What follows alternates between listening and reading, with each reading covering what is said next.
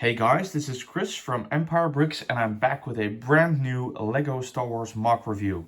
And today we're having a look at something that actually took me 1.5 years to get the pieces for. It is the UCS Venator by Ellis and Thire5. I'll have to explain that a little bit. Ellis is the one who actually designed the model, and Thire5 is the one responsible for creating the instructions for this amazing build. It comes in at 2,853 pieces, making it the second largest UCS Venator on Rebrickable by a number of pieces. It measures around 80 centimeters in length, so pretty large, and 40 centimeters wide. Building costs would be, I think, approximately 450 euros if you would buy all pieces new.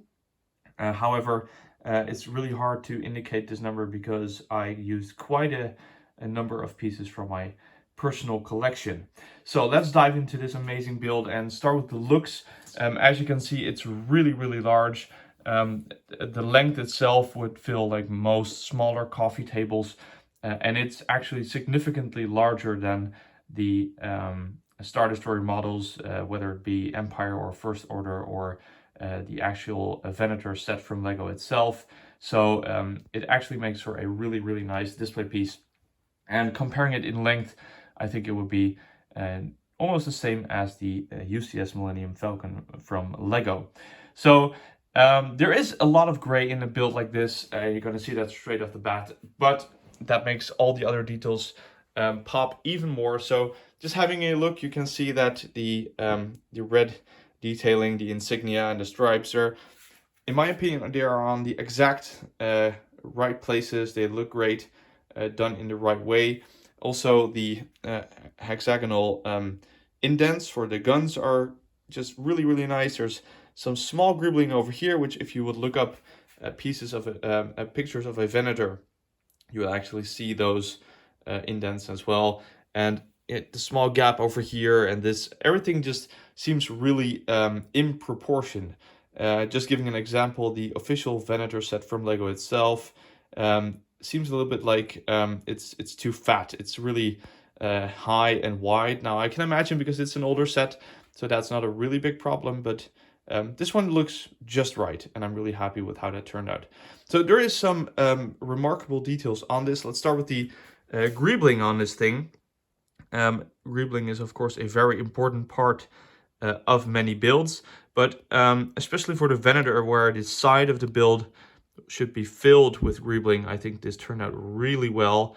It is a lot of work to put this together, can be a little bit annoying. It's not my favorite part of the build, but it does look amazing.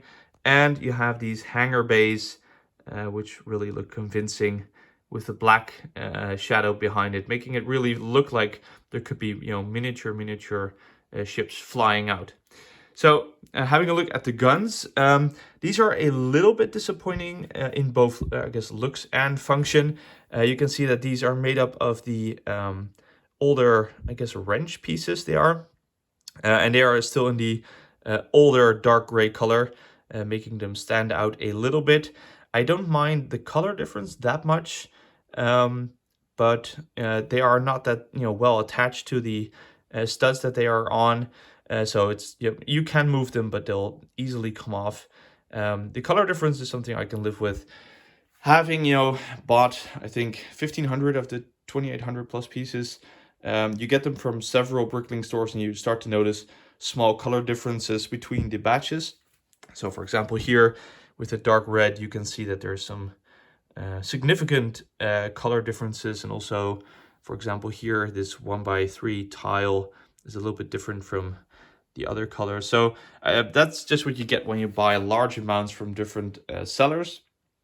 All the pieces I used are new, so it's not that they are used pieces. You'll just see this throughout the build. It's just something that you cannot really do anything about. But me, personally, I think it really adds some realistic character to the entire build.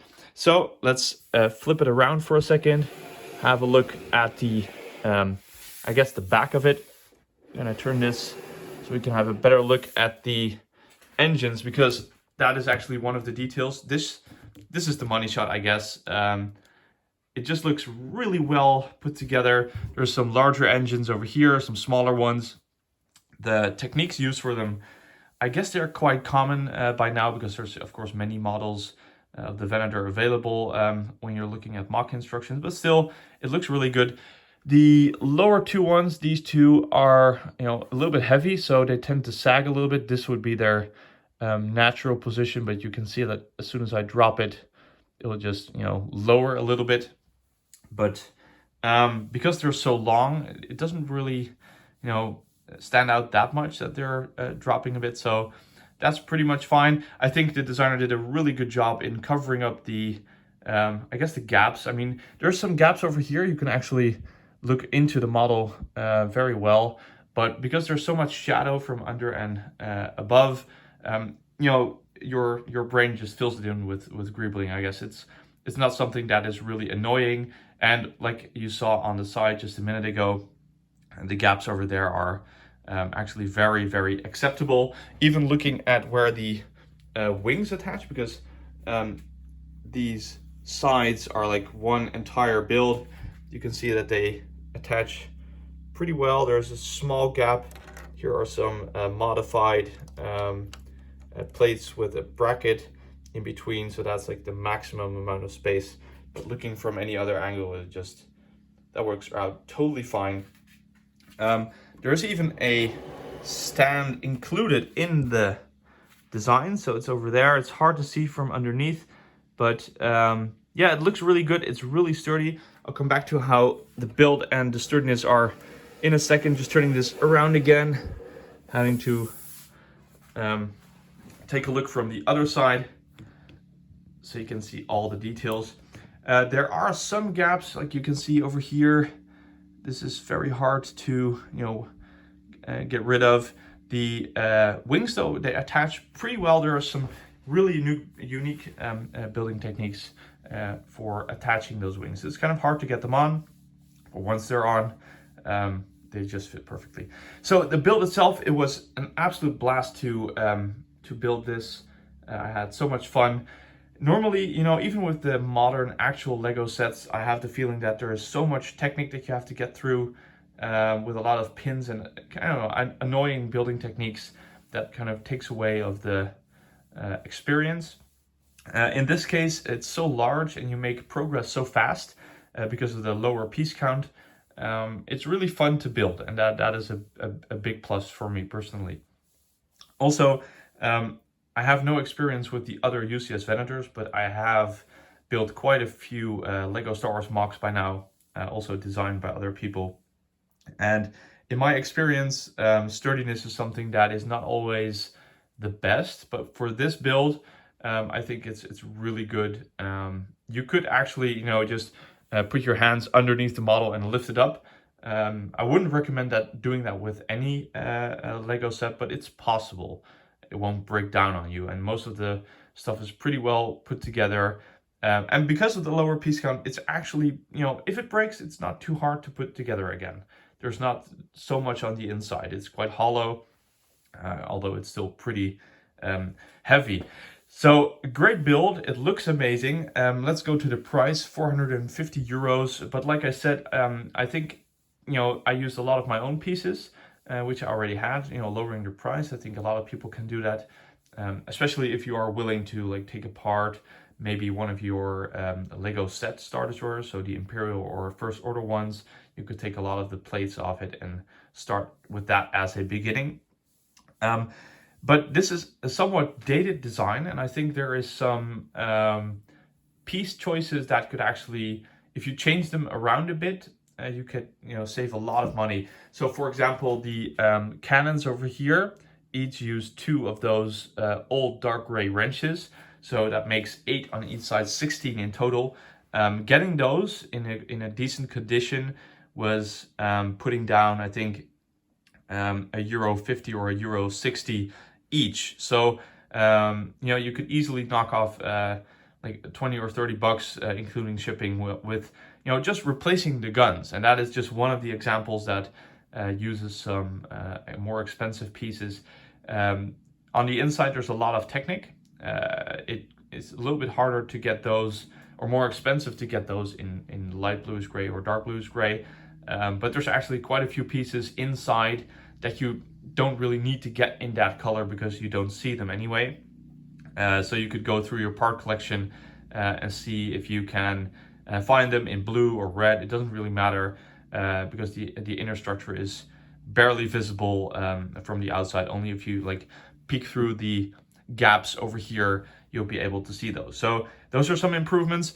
Also the stand, as you can see, these Technic slope pieces, they are very hard to find in good condition, upping the price. So they're like 1.5 or 2 euros, depending where you get them from and if you get them new. But again, there's 4 on each side, so that makes 8 of them. So that's another like 20 bucks that you could easily save by just replacing them with a regular slope or designing a stand of your own. So from approximately 450 euros that will cost you, you could easily knock off 100 bucks by getting through your own parts collection and looking good at the instructions and see which colors you can replace by any color you want, and also taking apart some older sets. So that makes 450 goes to 350, and I think there's another 50 bucks you could easily save by making some small adjustments to the guns and the stand especially. But if you go through the instructions and if you are an experienced builder, you can easily identify the parts that are relatively expensive and can be replaced. So that's it for this review. I'm really enthusiastic and so happy to have this one in my collection. I do not understand why Lego has never made a version of this themselves. I think it would just sell out immediately. If they ever do, I'll just have 2. I'm just going to keep this built forever. I'm never going to take this apart. But I can really recommend building this, especially considering the lower piece count and semi-affordable price. I think this is one of the better MOCs around for getting your own UCS Venator. So thank you so much for watching. If you did like this video, please drop a comment and like the video, and I will see you all guys next time.